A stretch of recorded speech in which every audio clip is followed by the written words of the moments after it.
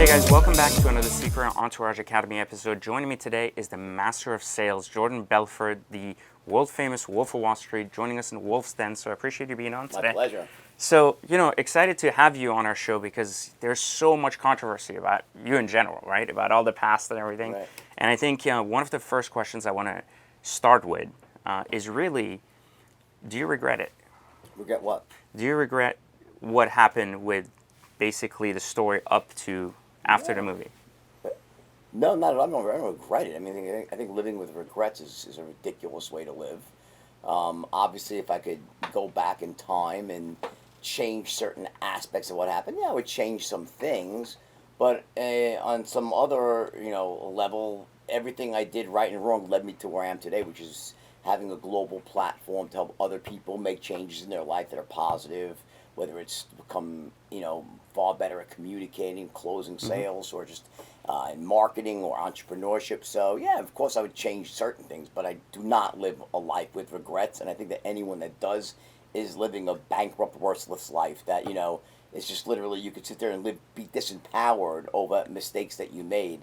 And I would challenge any person, you including, if you didn't make mistakes, that, we all live in glass houses. 100%. Yeah. And so I think it's kind of a ridiculous notion to live that way. Right. And it's actually, the reason I ask that is because, I believe that a lot of times when you start a business, people don't really understand what it takes. And they don't understand the mental fortitude that you have to go through and all the things that happen. And so it's easy to look at someone else's story and be like, oh, they did all this wrong or they did all this right. But I think that there's a process that takes place inside the mind. And I'm just curious as to, since it was really a big business for you, getting to this place now, what was kind of the hardest part of doing what you did? Well, there's two sides to it. The original question really cut more to ethics than to strategy, right? And I think at least that's what I thought the positioning was. Because people lost money, right? Correct. That's not a good thing. But, it was Wall Street. And Wall Street's a very tough place for the investor, right?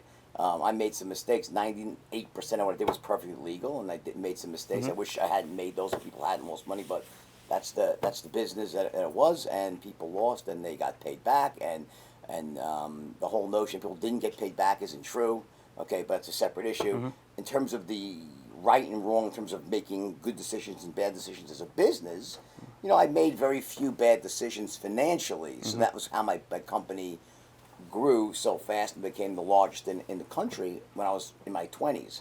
Now, the reason I was able to do that was because I was in a business before that where I had made a lot of mistakes. And I had made all the classic errors that young entrepreneurs make of over expanding, starting undercapitalized, growing on credit, so excessive debt, not really even kind of perfecting the actual strategy itself of how you deliver the product, just going out there and doing it, right? Versus, a strategy which I call fail.